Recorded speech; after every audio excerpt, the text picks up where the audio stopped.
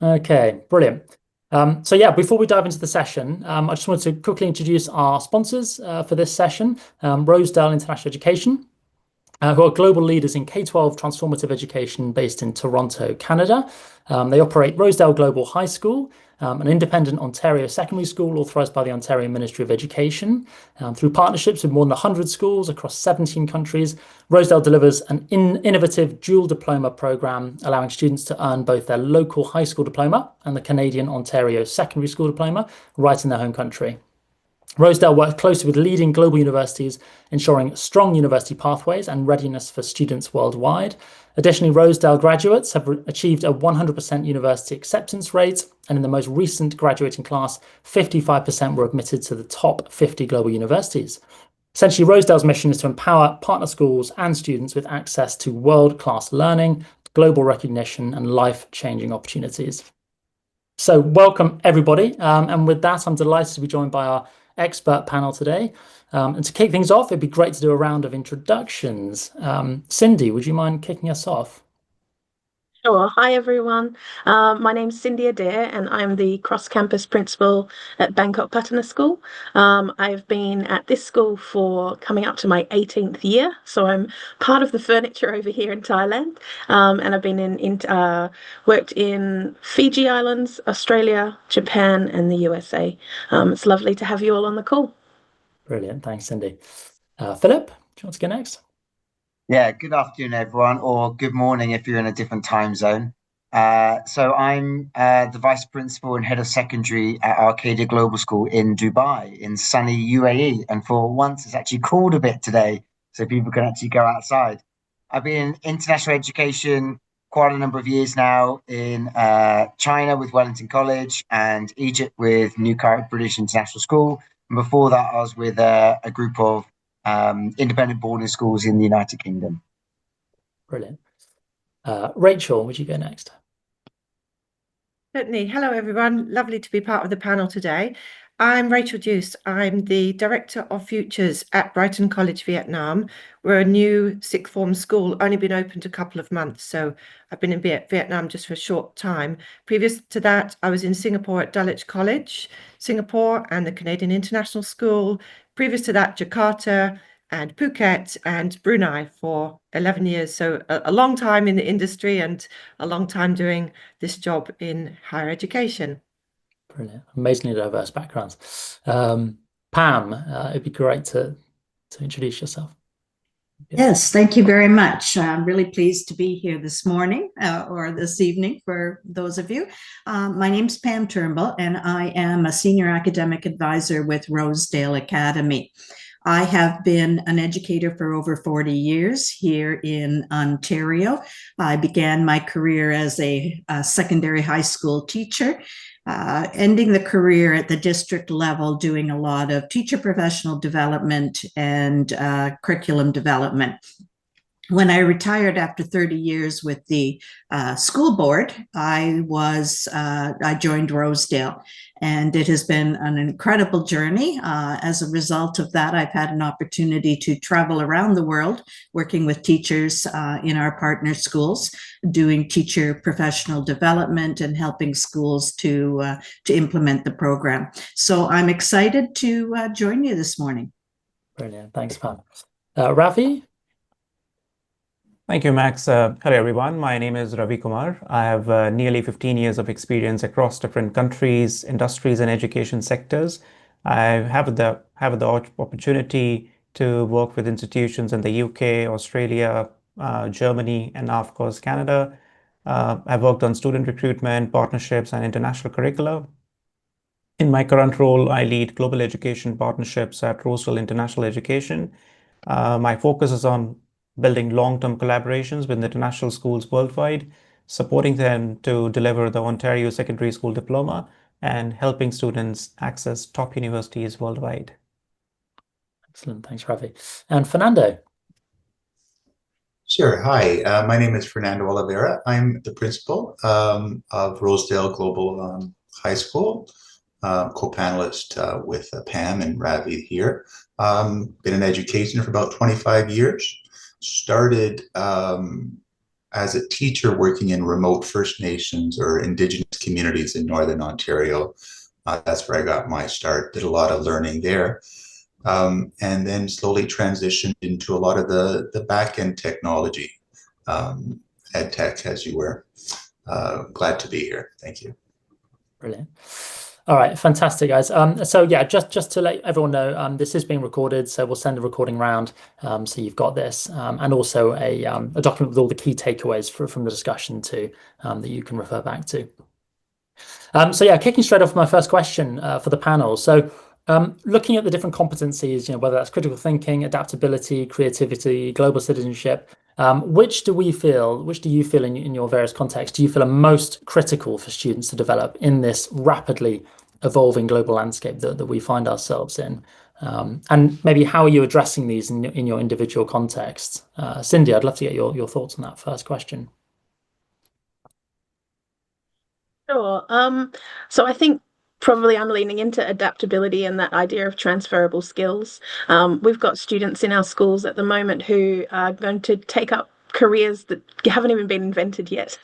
And so it's difficult to project forward, isn't it, and plan a curriculum to ensure that they're future ready. So I think that they need to have outstanding intercultural communication. Our world is getting more and more connected all the time, so their ability to relate to others, from all different walks of life is really important. I'm also quite a greenie, so I think their ability to address that curly problem of the planet and the state that we're in at the moment is going to be really important. So connection to nature, and connection and going along with that is their ability to manage their own mental health, that other curly problem that is out there at the moment. So probably for me, I would say transferable skills, making sure our curriculum is really practical and that we are getting children together, making them connect, making them problem solve together and come up with authentic service learning opportunities so that they can experience that buzz of making a real difference, and also challenging them to really build some knowledge around that climate change, how they can be part of the solution and how they can get out into nature and help protect their mental health would be key things I would be thinking about as competencies that I'd want children coming out of our schools to have. Thanks, Cindy. Philip, how are you addressing these key competencies at Arcadia? I agree with Cindy. Critical thinking and adaptability. I think AI feels like a revolution, doesn't it? It feels like an absolute game changer in the world. I feel like there's been various ones, kind of industrial revolution and, dare I say, in education, the calculator, but AI feels like it's it. And I won't dare say or ask anyone's age, but I'll say my age of being in my 40s. I feel like I'm one of those generations that has gone from the checkbook generation of, having very things analog. And I remember CDs and I remember MP3s and tape players, to now everything's completely changed. So, when I was in school, I was always told, like Cindy said, we're educating you for the jobs that don't exist yet. And I was kind of like, yeah. And even when I first became a teacher, I was still parroting that, yeah, jobs that aren't created yet. But it feels like for the first time in my life, there really are going to be jobs that I'm not sure I can even anticipate what they're going to be like. There was some report out recently said that AI is going to make more millionaires the next 5 years than any other industry and input into the world. So to be able to critically think and adapt, I think is key, because AI will have the ability to create and make things for you and shortcut in ways that that enables them to get to answers sooner. Where I think we have, I'm not sure if I'm a millennial, a Gen X, a Gen Y, I'm not sure exactly what generation I am, but I know how to write a letter and how to write an email and how to do analysis, and AI enables me to save time doing that, as opposed to just giving me the answers. So for me, I think in our school, in our situation, we need to make sure that our kids know how to do those fundamental bits. So AI is kind of a co-pilot to them rather than just giving them the answer.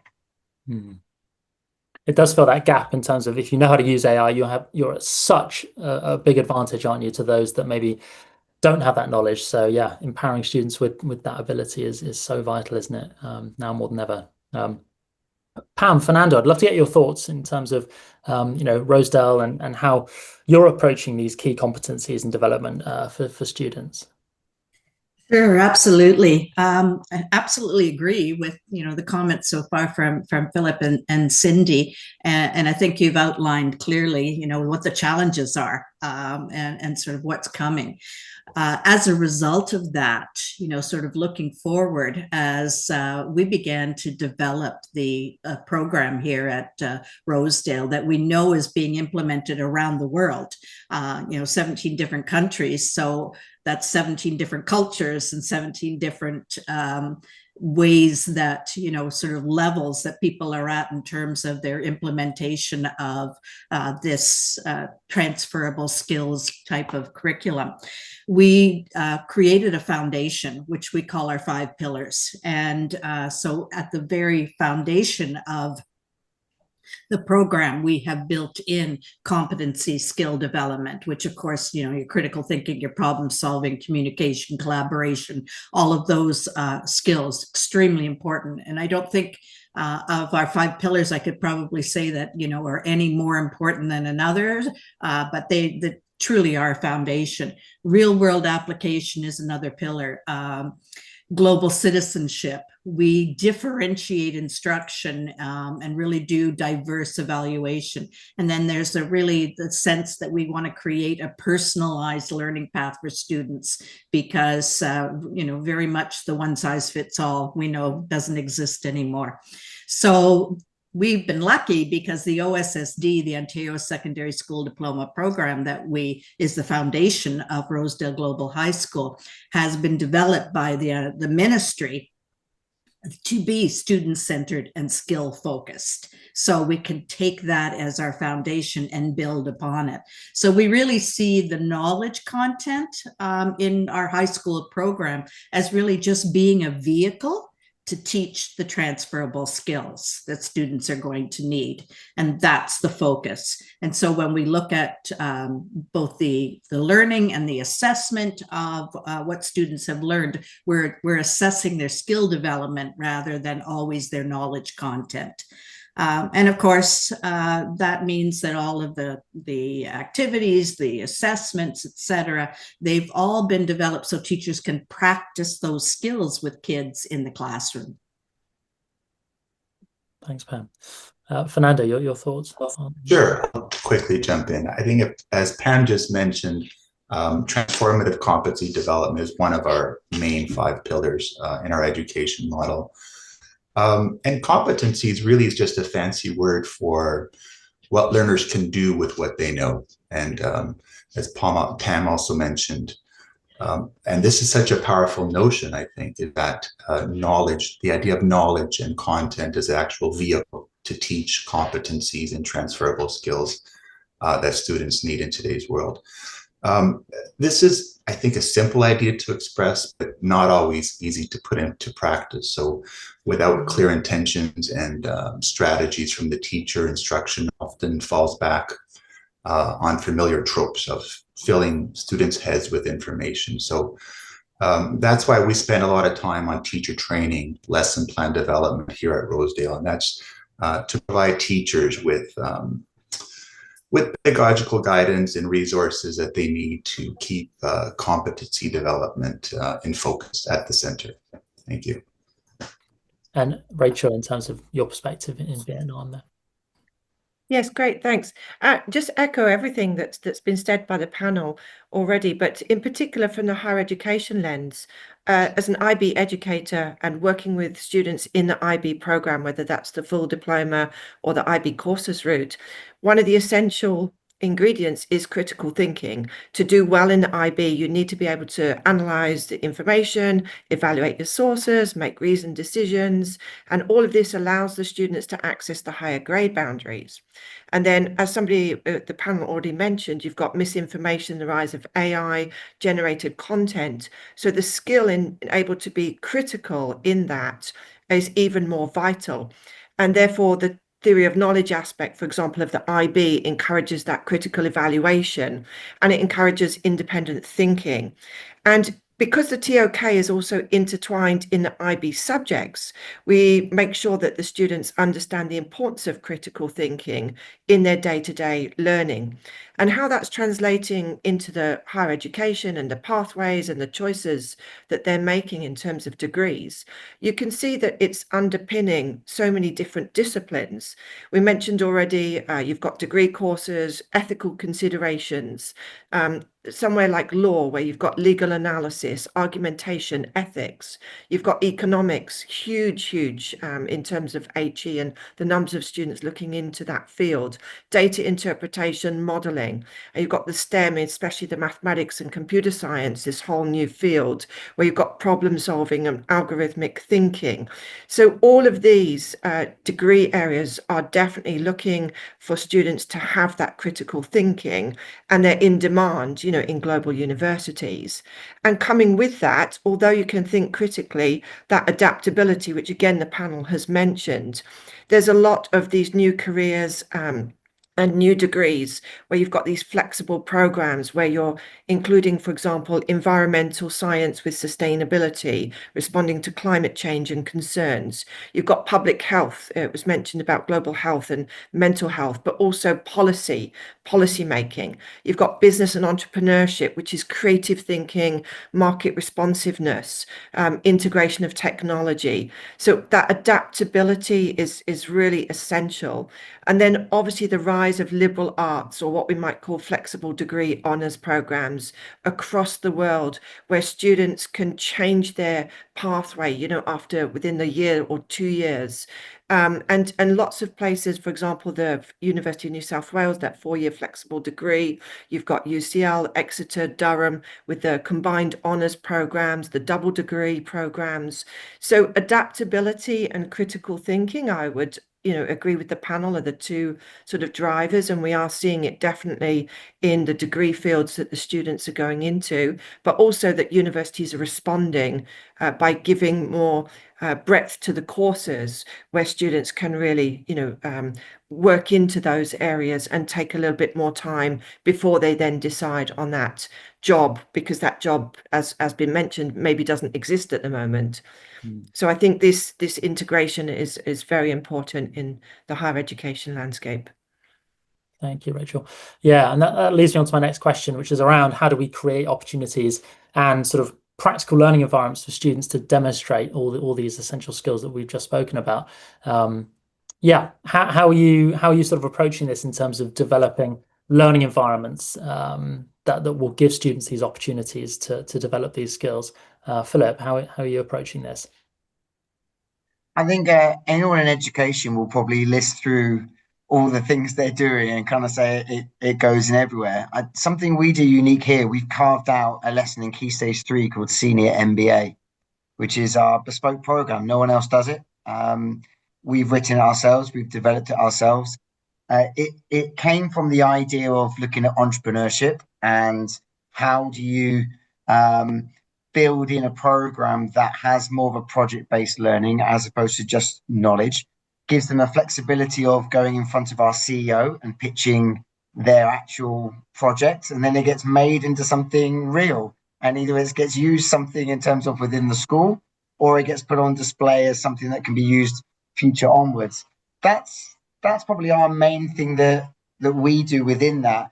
I always wrestle when people talk about real world application of subjects, because I think sometimes it's gone a bit too far. There are vocational courses that do have that real world access to it, but I've given up trying to battle year 11 telling me what's the point of trigonometry? I'm never going to use this in real life. Well, I agree with them, and I say unless you're going to be an engineer, yeah, but don't look at it as what you're learning and how you're going to apply it. Look at it in terms of this way. You're taking a formula and a problem and a skill. You're then trying to apply it to something you don't know and hopefully figuring something out. Now, that's really important.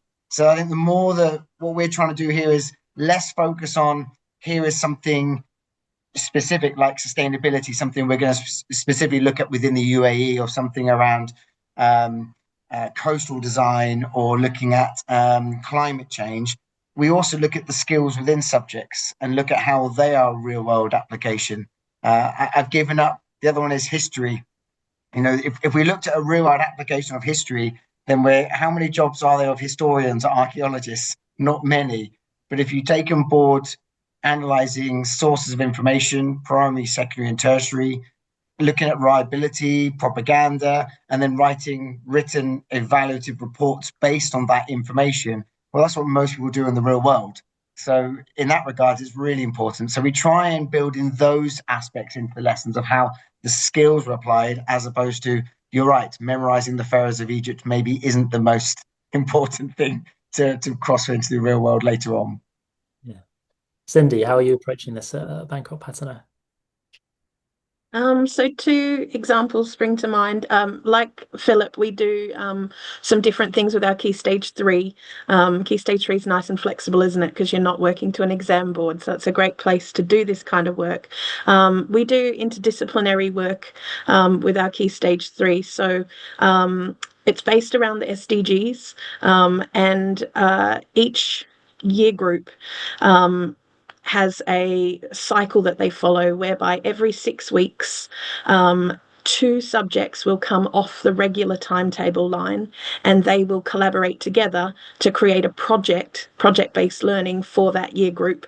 So, for example, it might be biology in the sciences and art. And a recent project was all based around ocean plastics. So the biology component was looking at sustainability and the impact of plastics and microplastics on the body. And then the art component was creating these amazing big upcycled sculptures. So the students use the skills and the knowledge from both subject areas to do interdisciplinary learning that then creates a piece of work that they showcase in that 6 weeks. And then in the next 6 weeks, they might roll around, the rest of their normal curriculum keeps rolling along, and a different 2 subjects will come off the regular timetable and start to work together. And across the 3 years, they will hit all 17 of the Sustainable Development Goals. So that's really powerful, like real life work that they're doing there. For our older students, and again, going back to the IB, it's a wonderful program. The community engagement program and its links to CAS is really powerful in our school. And we've got lots of students who do really meaningful service learning in our local community in areas that they're passionate about, in small groups, just making a real difference through their advocacy, through their fundraising, through their blood, sweat and tears, sometimes going and volunteering alongside these people on the ground. And I think that's really powerful. Thanks, Cindy. And Pam, from Rosedale's perspective, how does your model build in these opportunities for your students? Yeah, I loved, Philip, what you had to say in terms of identifying the skills for kids. And I think we have to do that for teachers as well. It is something that, we often will say to teachers, here's what you need to teach, and make sure that you also do critical thinking. And we don't really define for them what that critical thinking is and how to do it. We talk about what, but we don't talk about how. And I think that's true both for teachers and for students. So one of the things that we have done, and we've learned this over the years, in the 10 years that we have been developing and working with this program, is that we've developed really a unique competency profile, and for every single course. So it highlights the skill development that's being integrated, so that at any time, the teachers and the students can identify the skill focus of what it is that they're learning in that particular lesson, because that's a mistake we've made in the past, right, Philip? Why am I learning this? If we can identify that for students, that's going to make a huge difference. So, when we talk about real world learning, we're definitely, because it's one of our pillars, we've definitely embedded it into the curriculum. And we make sure that, all the different activities have some kind of a real world component to it, whether it's in a case study, an activity, in some way we're making sure that students have that opportunity.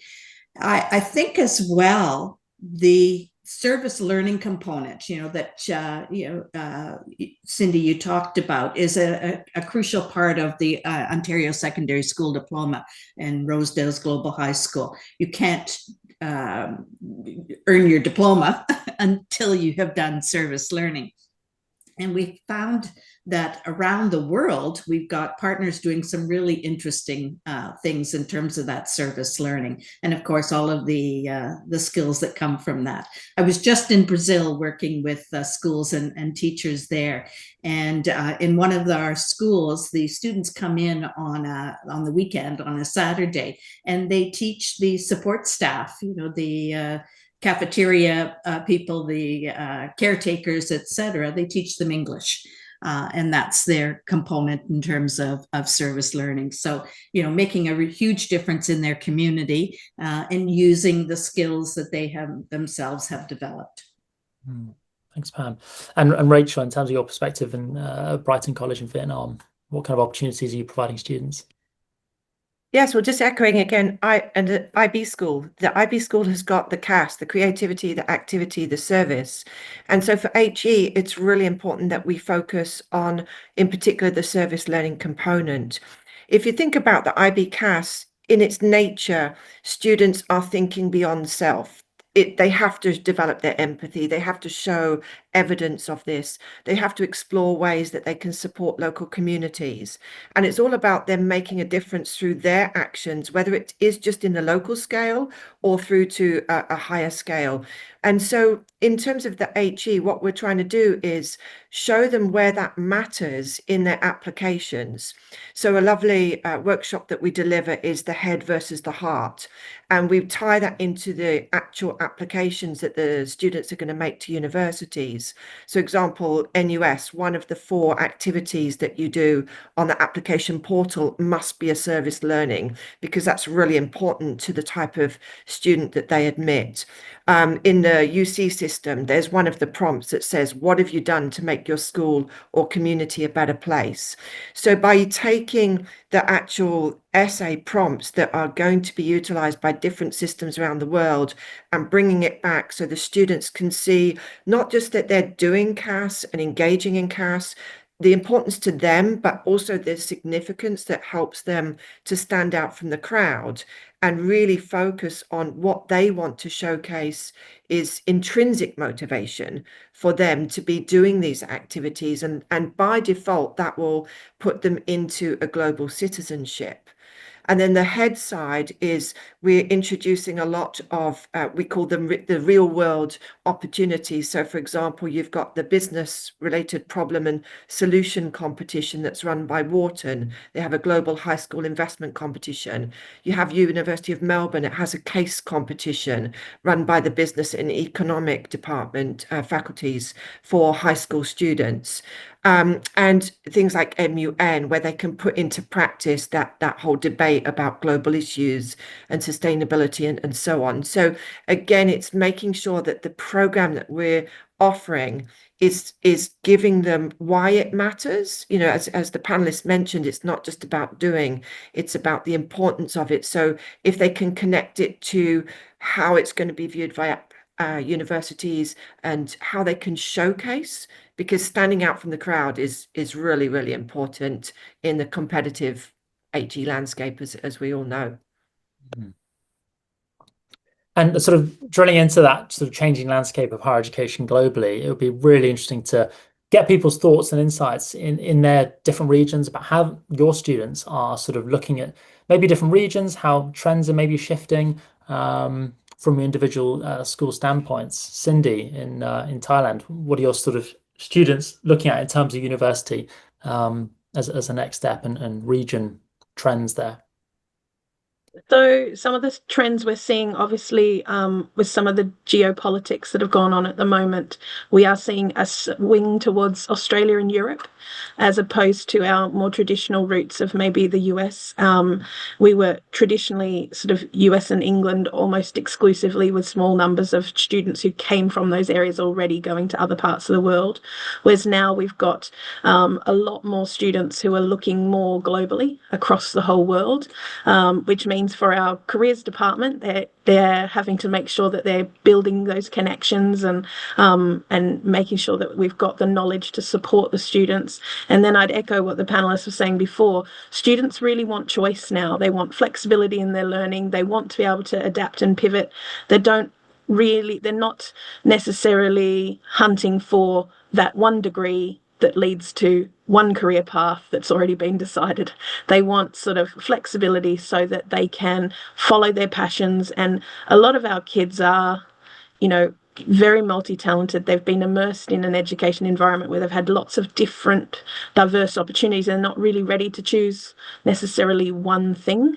And they're also looking for that right fit culturally. They want the other activities and the environment to be right for them. So it's nice to see that it's evolving away from just hunting for a particular brand name. There's still an aspect of that, but they really are starting to become really quite savvy about hunting for the institution that's going to be the right fit for them in terms of social side, the hobbies that they can do, the people they'll be immersed in, and even the type of environment that they'll be living in. Thanks, Cindy.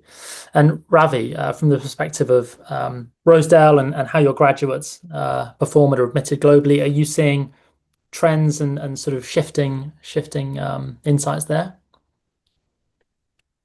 Yeah, and that's a great question, and one that's very close to what we see every day through our partner network. At Rosedale, we work with over 100 schools in 17 countries, as you mentioned. And one of the biggest shifts we are seeing globally is that families are no longer focused only on the traditional top 4 destinations, the UK, US, Canada, and Australia. And don't get me wrong, they are still very, very strong. But today's students are ready to explore much more diverse pathways. If we look at our class of 2024, we had 100% university acceptance with 55% admitted to top universities globally, top 50 universities globally. About 40% of these students went to the UK, 34% to Canada, and the rest across 12 different countries. So, for example, we have seen strong interest growing in Europe and Asia. Universities like Sapienza University of Rome, Polytechnic University of Turin, RWTH, Aachen University, Tokyo International University, they are becoming real options for students. And what's even more interesting is why these shifts are happening. Students and parents today are looking for stability and long-term outcomes, not just brand names. And they're happy to explore, especially considering all the visa changes, the policy fluctuations, the economic uncertainties. Families increasingly value a curriculum that keeps their options open globally. And OSS in particular does exactly that. It's recognized worldwide, so students don't have to lock themselves into one destination. We're also seeing universities place greater emphasis on holistic admissions, looking at projects, portfolios, and consistency in performance.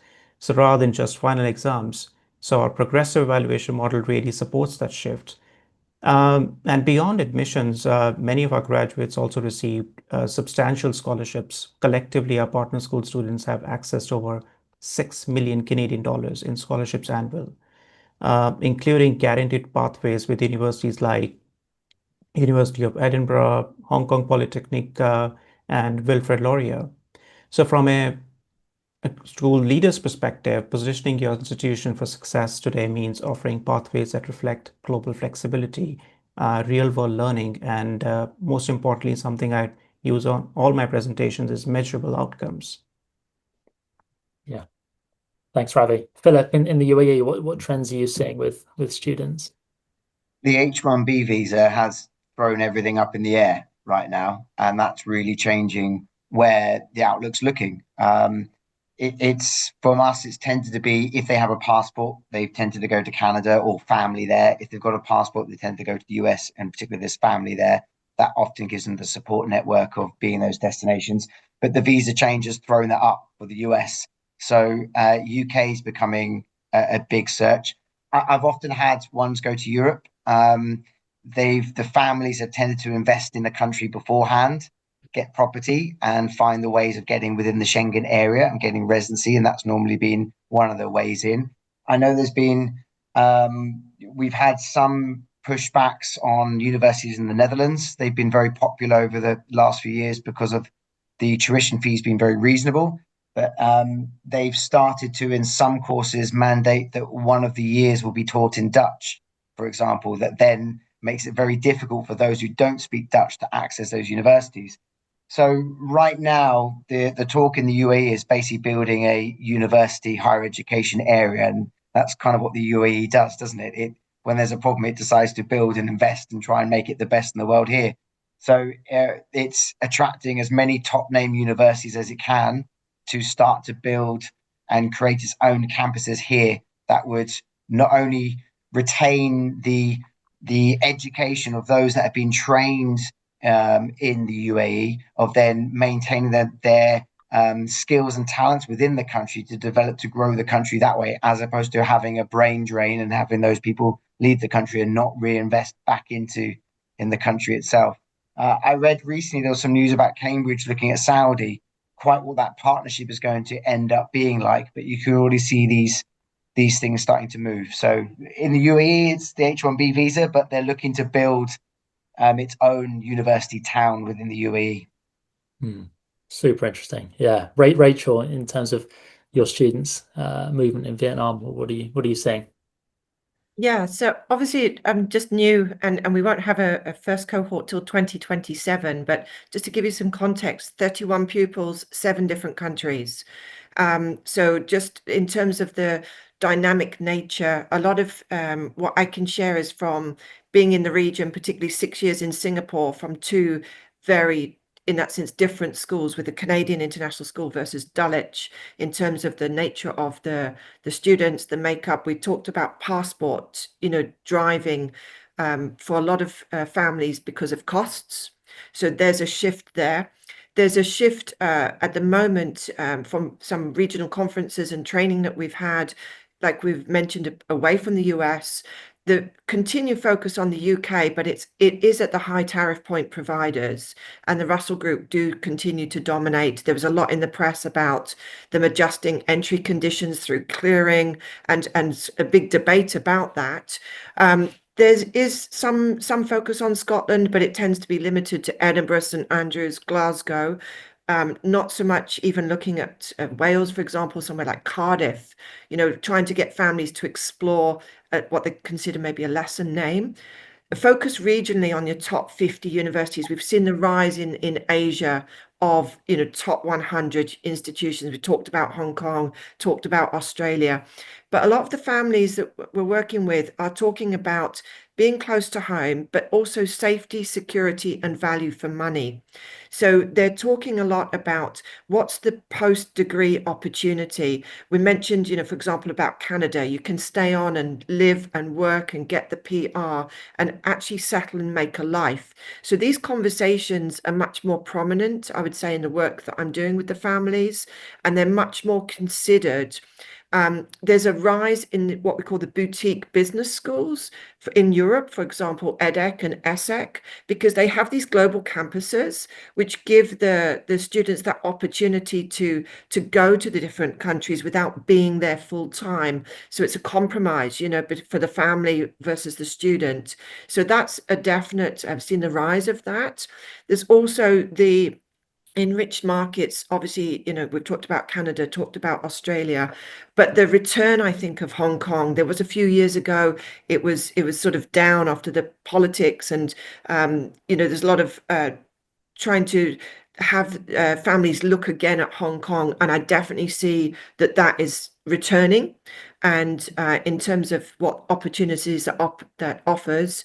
And so I think in terms of the work we're doing with the students in our HE program is, once you introduce about the country, can you stay there, live there, work there, we're much more focused on about, is it the right environmental fit for you? So it's all about the fit of the environment. You can talk about a degree and then find the degree, but fit. The Netherlands has been in the news again because of housing. So a bit of the housing crisis. So we have seen a little bit more shift towards the residential colleges. rather than, or the universities of applied sciences, getting in early so that they can join the housing wait list. So it is a dynamic, we talk about adaptability and resilience. The landscape continues to change. And I think that the students and the families are now adjusting their preferences and priorities. Affordability, definitely. Safety, definitely. What's the environment for living there? And what's the chance of the job afterwards? Because the value for money with the rising costs is driving a lot of conversations. Pam, you've got your hand up there. Yeah. Yes, sorry, I just wanted to add one piece to the conversation, and that's around the pathways, because absolutely, we're seeing the same thing around student choice in terms of universities, etc. One of the things that we have definitely seen a shift in as well, though, is not a way, I mean, that always will be there, but the business, medicine, engineering, being the degrees of choice for every parent, law, etc., wanting their students to enter one of those. That is definitely changing. And I think it's changing as a result of, parents are seeing the adaptability in the world, and that whole sense of careers that don't exist now, that will be there later. They're starting to believe that, and so being much more open to their students taking perhaps non-traditional pathways and doing degrees in areas that we didn't see before. So that's sort of another element to add to the whole piece around higher education. Thanks, Pam. And when it comes to the teaching and assessment piece, are there particular innovations in teaching and assessment that you have found really effective for building, independent learning, for example, or, the critical thinking skills that we've spoken about previously, or even research skills? Are there particular innovations that you're seeing that you're particularly excited about? Philip, your thoughts on that question? I have really good conversation with my middle leaders pretty regularly. Those of us in international education normally need to balance the requirements of meeting home country requirements too, such as the local language. So here in the UAE, we have to cover Arabic and make sure it's taught within the curriculum and it's seen as a core subject. And with that, we also have other requirements we need to do. We need to cover Islamic lessons as well for those that are of that way.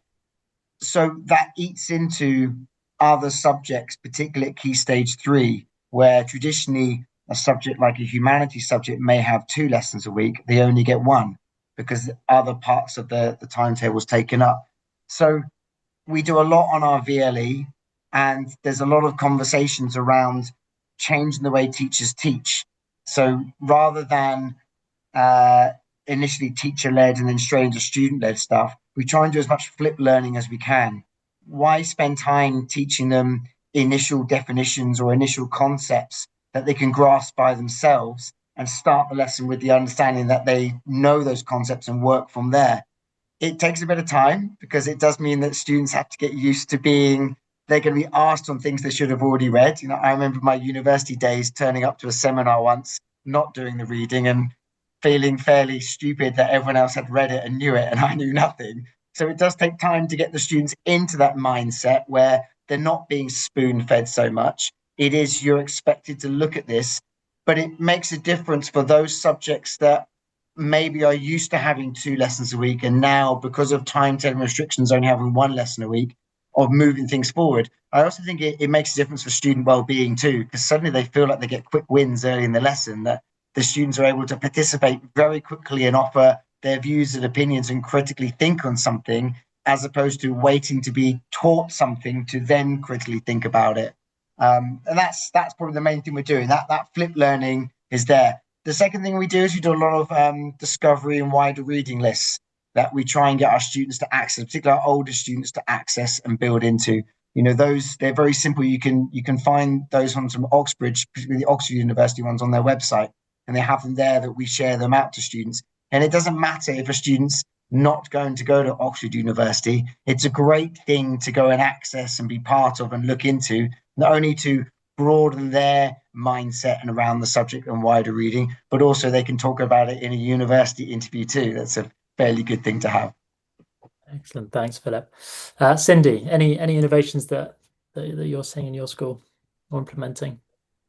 On the assessment end, we're having a lot of discussions at the moment about how to assess in an AI world, because if your assessment is really just something that AI can produce, then your assessment is flawed, and you can't then put that back on the student and say, oh, they've cheated and used AI, because we should assume they will use AI, and because that is going to be their world, increasingly so. And so really it's on us to develop assessment processes that allow them to show us their cognitive struggle and to show us the process that they've been through, rather than just measure them on an end point. So we're doing lots of things. Again, I keep harping on about the IB, but a viva voce is much more powerful than just submitting the essay. Submitting the 3 drafts of the poem that you've written and showing how you've iterated it is much more powerful than just submitting the poem at the end. And those are the things that keep the human in the loop and show the passage of learning. So we're having lots of conversations as a school about how we can shift our assessment focus to that, as opposed to this shiny end product that could have been produced by AI. And in terms of the teaching, we're super excited about how AI can help us to personalize the learning. And so it's about coming alongside the students, teaching them to use it ethically, putting those guardrails around safeguarding, but then letting them fly and really use the power of AI as like a co-pilot, like Philip was saying, to make sure that they're really getting that side-by-side learning effect. Thanks, Cindy. Fernando, Pam, it'd be great to get your insights there in terms of the assessment frameworks for Rosedale and how you develop these independent learners. How does that work in terms of that for Rosedale?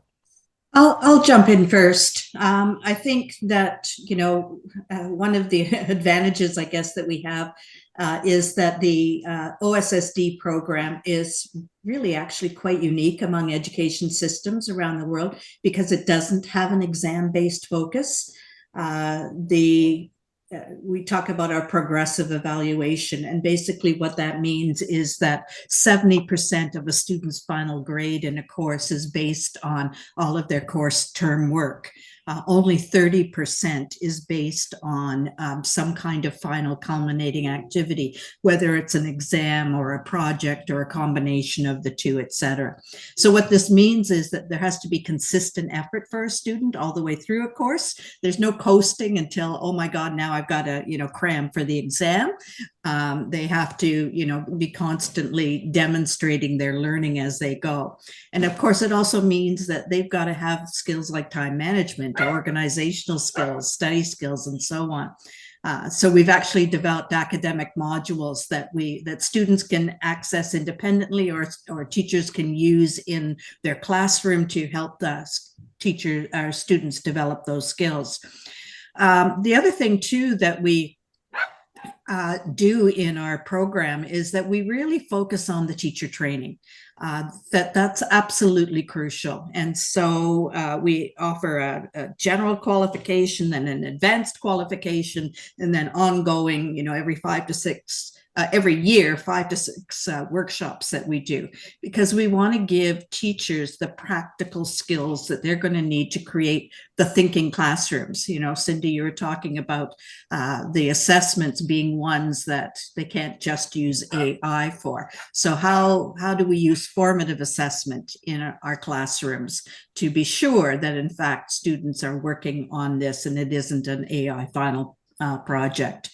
And so we focus a lot on helping teachers to create a thinking classroom, to move from cooperative activities, because we all put students in groups, but are the students doing just cooperating with each other? You do this part, you do this part, and then we'll bring them in all together. Or are they actually doing collaboration? And how do we create that environment and the activities that will create that sense of collaboration? So, again, that means focusing on the kinds of questioning techniques that teachers use and so on. So doing a lot of work in that area so that we don't just say to teachers, you must do this, we show them how. Thanks, Pam. I'm very conscious we are quickly running out of time, and I do want to leave some time for the Q&A. So if I just move on to the final question and get a couple of people's thoughts on this, that'd be great, particularly around the sort of the teacher training element to meaningfully integrate digital tools, technologies to enhance digital fluency for students. Cindy, I'd love to get your thoughts on how you're upskilling your teachers to meaningfully integrate such digital tools, including the use of AI in classrooms in your school. Sure. So we've recently put together it's not a progressive framework, but a framework for our students and teachers to work within, where we are giving them the language to define what role AI will have in the lesson. So it ranges from no AI to full AI, explore, go nuts, use every tool you can. And then there are 5 interim steps in between. So it might be AI for ideation. So you can use it to brainstorm, but then it's got to be you from then on. It can be AI as a tutor. It can be AI as a collaborator. And so we've created this framework, and the hope is that over time, that shared language will become embedded in the community, and then students and teachers will know exactly what kind of work we're looking for and what kind of outputs will come from that framework.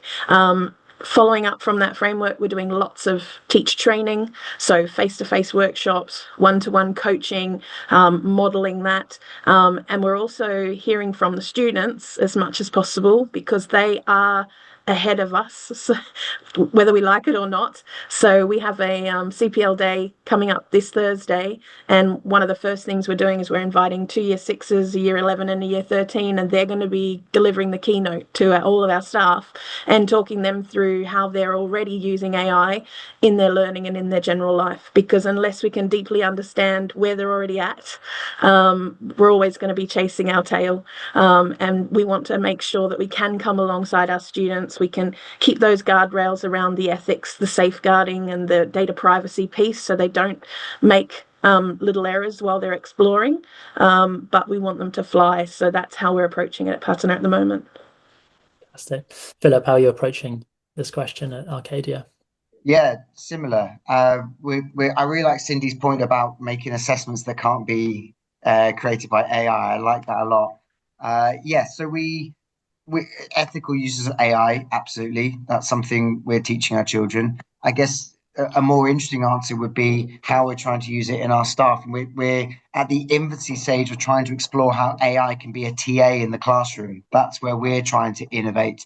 When you're a teacher and you've set something up and set the class up on their work, and 6 hands go up, you can't get to all 6 children at the same time. They may have different needs. So is there a way? We think there is a way, and we're kind of exploring it, of how AI can interact with that child there and then as a teaching assistant, as in not giving the answer, but answering or helping structure or support what their individual need is. That's where we think we'll make a difference with AI in our classroom. Thanks, Philip. Rachel at Brighton College? Yeah, so in a way, it's sort of natural. We tend to use a platform, whether that's Unifrog, C Alpha, Maya Learning. At Brighton College Vietnam, we use Unifrog. So already you've got algorithm-based outcomes. So once the students are on the platform, it's just natural for them to sort of work through with all the assessments and what comes out in terms of exploring careers, all the videos, and we use it as a tool. And I think that's really important, that they learn in the younger years, it's just a tool to give them ideas, to get them started.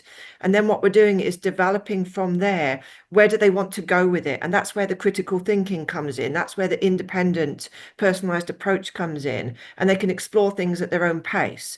And then later on, from year 12 in particular, using the AI for the scaffolding for the college essays. Some, especially when you're working in a second or third language, just getting an idea on a piece of paper can be really, really hard.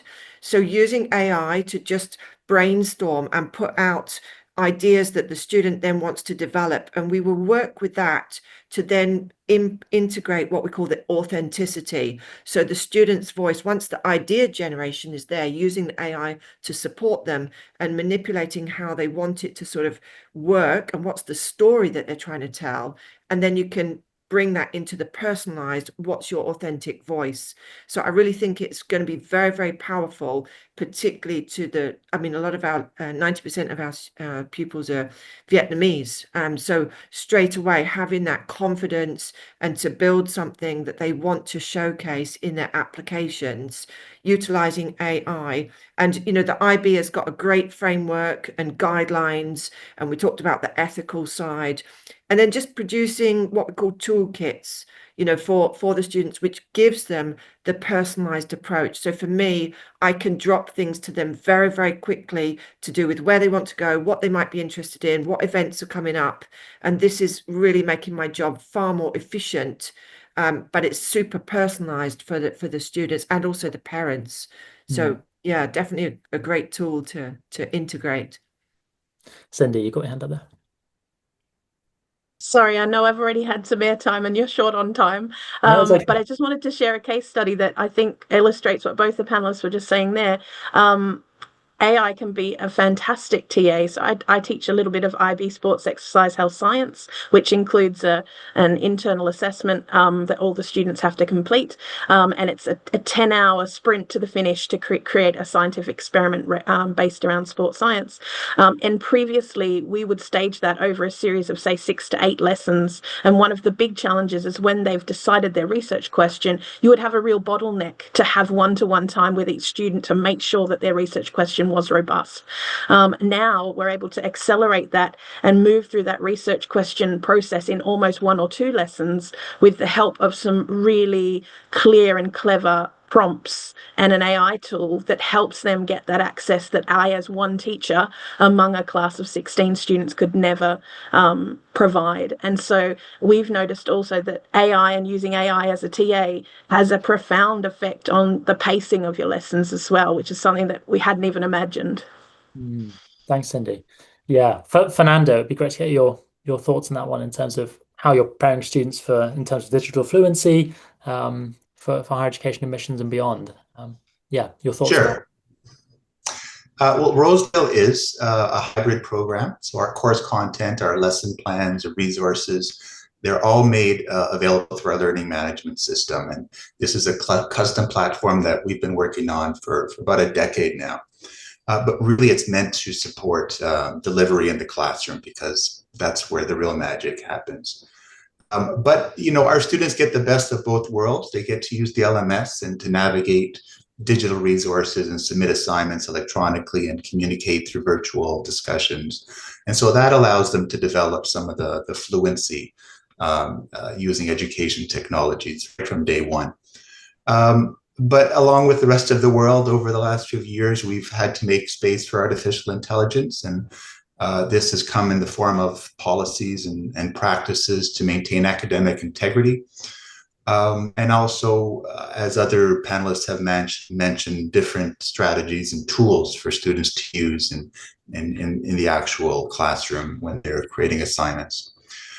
But I do want to make a stronger point here, and I don't want to sound too dramatic about it, but as educators, I do feel like we're in some kind of battle for the hearts and minds of students. It's clear that many schools are struggling to come up with effective policies and strategies for using AI. And really, it's as someone mentioned previously, it's a perfect example of the word disruptive, of what it really means.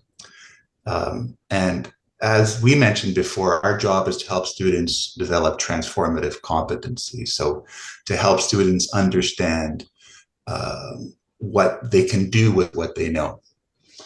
And today, anybody can summarize quantum mechanics and create complex algorithms and even write a novel, just a few clicks. But that's a product, and that's just knowledge without that vehicle that we were also talking about. So as a principal of a large school, I've seen a lot of resumes, and sure, we may use these resumes to pool people for interviews. But in the interview, what really matters is that we get a chance to understand what that person can do with what they know.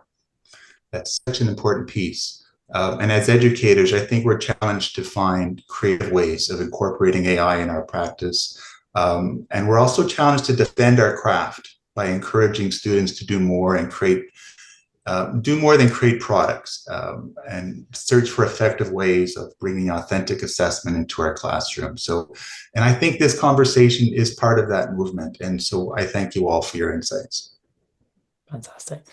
Thank you, Fernando, and thank you everyone for joining this panel. It's absolutely fascinating, and I know we're kind of scratching the surface with these topics, but it's so interesting to get your top line thoughts and insights on these hugely pertinent areas in education today. So thank you.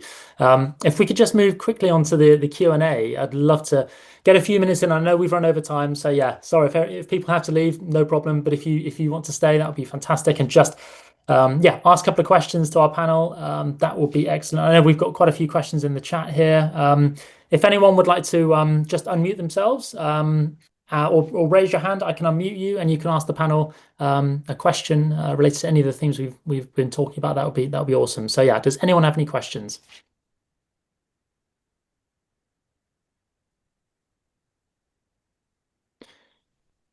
James, I saw you add some comments in the chat there. Asma.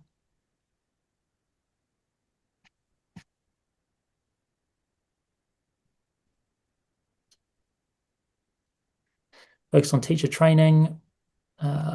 Just having a look through here. Laura saying, I feel the next step is about being able to structure learning experiences so that student agency and choice are not limited to optional projects, electives, or ECAs, but woven throughout the curriculum. Yeah, thank you, Laura. Asma, yes. Okay, let me just unmute you, 2 seconds.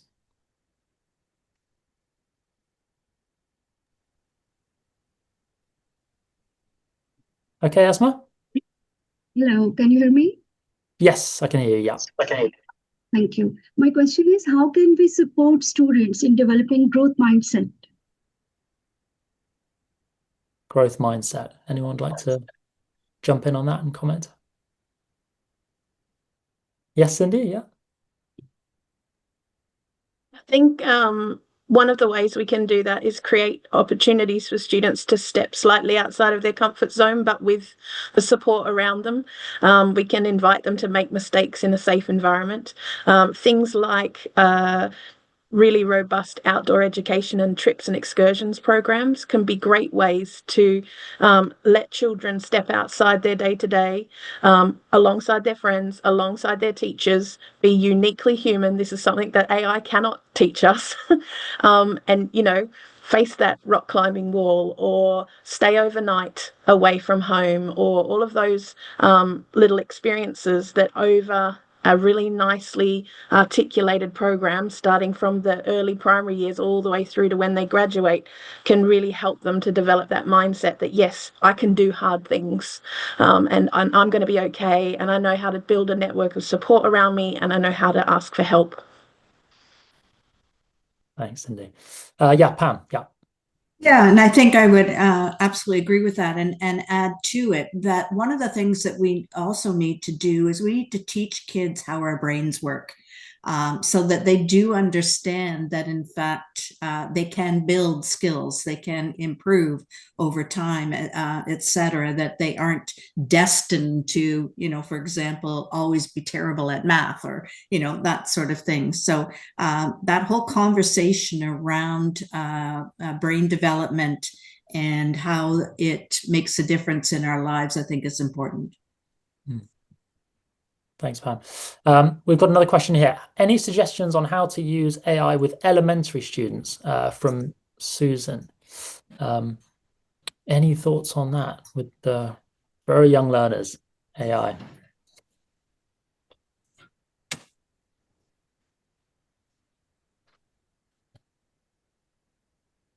Sure, I'll jump in on that one. Yeah.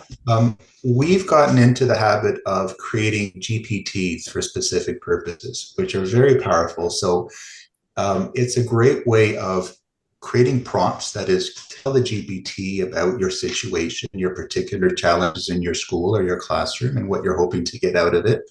And then just park it there, and you can come back to it and ask questions like that. What can I do? Can you give me some ideas on what I can do with my classroom that incorporates AI with this particular topic?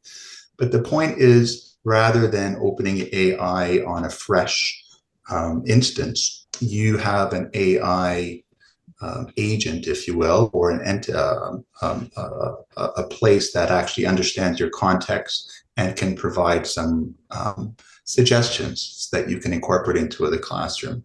We find that the GPT tool is a very powerful way to personalize those kind of recommendations. Yes, indeed, yeah. This is not so much on the student end, but more on the teacher end. We've got teachers in our primary area using AI a lot to photograph students' early mark making and writing, and then use that to capture those writing journeys and also decipher where they're at against our sort of APP and levels and things like that. And that's been incredibly powerful. We've also been using a product, and the name of it escapes me at the moment, which is probably a good thing, so I shouldn't be promoting certain products. But it's a system where you put in your writing, and that writing is compared with writing all around the world, and you do sort of assessment in that way, powered by AI. So that's been really powerful. So we don't use a lot of AI in our very young student classrooms, although there are teachers doing some really fun, creative stuff with images and specific apps that are designed for those age groups. But we're starting to do some really exciting things in terms of the assessment and the planning of our teaching using AI in those age groups. Excellent. Thanks, Cindy. Asma, yes, just one more last question before we wrap up. Yeah, Asma. Thank you, Pam and Cindy, for answering my queries. I have another question. My question is that how can educators ensure that students develop the skills and competencies required for success in a rapidly changing world, and what type of challenges we are facing and how to address them in order to make students for the future leaders? It's a big question. Do you want to touch on one of those areas, anybody? I don't mind. Yeah, there's lots there, lots to unpack. That was a big question. Yeah. Yeah. Right at the end. Yeah. Thank you, I don't think, I mean, the initial premise was how can we ensure that children get the skills and competence? I don't think we can. I don't think you can ensure. All you can do is try your best and try and build a framework and a school culture and assessment systems and teaching systems that put them more towards the priority side. There's been a history of some curricula being more knowledge-based and others being a bit more skill-based. And we've all got different experiences of different curriculum, and it's about finding one that suits your own child as a parent, of what they fit into and what they work for. And then as a school leader, as we're all leaders within schools here, we're trying to put together systems and processes that do draw those things out and highlight those. Whether that is, there's push and pull factors. Sometimes it's about making it a priority within celebrations, rewards, highlighting those successes, creating opportunities for them. They're kind of the ones that are kind of the pull factors. The push factors then is making sure your teams celebrate them too and making them a priority, put them in the school development plan, making sure that your action plans in your departments are looking for those things too, and they're celebrated at a major point. And then finally, communicating to the parents that they're an important part of your school too. You don't want to make sure a parent thinks that your school is this way, but actually this is what we're looking for there. So to sum up, I don't think you can ensure. All you can do is try your best and hope that you do draw those things up with the children. And Rachel, yes. One last comment there, yeah. Yeah, I just thought I'd jump in from the HE lens, because a lot of the work we're doing with the families is all about, these are phases of growth. And you can start working with a child in year 7, year 8, year 9, then it's what's next, what's into IGCSE, what's next into IB, what's next pathways. We really want to give them in each phase that empowerment, that they're developing skills that they can relate to. So a lot of work you can do is about strengths and interests and passions, and showing that it's a continuous journey. And even when they leave school, they've got another growth of a 3 or a 4 year living in a new environment, undertaking a new degree. That will open doors that we just don't know about. So a lot of the work that we can do, particularly from year 10 upwards, is giving opportunities that challenge away from the norm. So, go and volunteer in a different country, go and work for the environment, go and work on a turtle conservation or something, move away from the academia, as just been mentioned, and really get them to think about what do they want to do to develop their personal qualities, but also their interpersonal skills.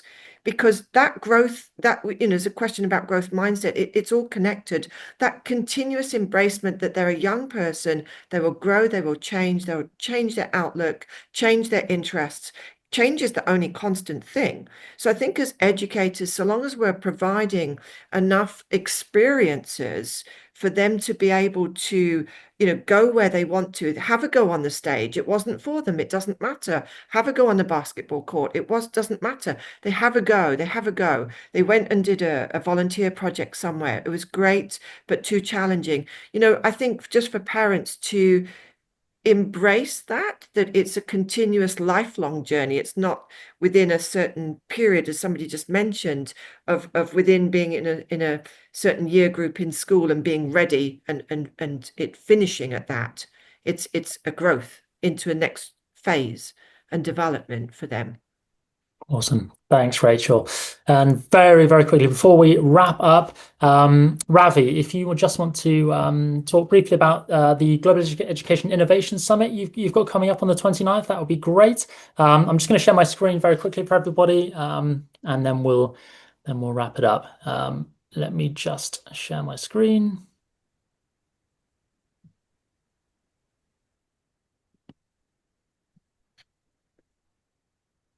Yep, thank you, Max. I'd like to quickly invite everyone to our annual Global Education Innovation Summit GEIS 2025 on October 29.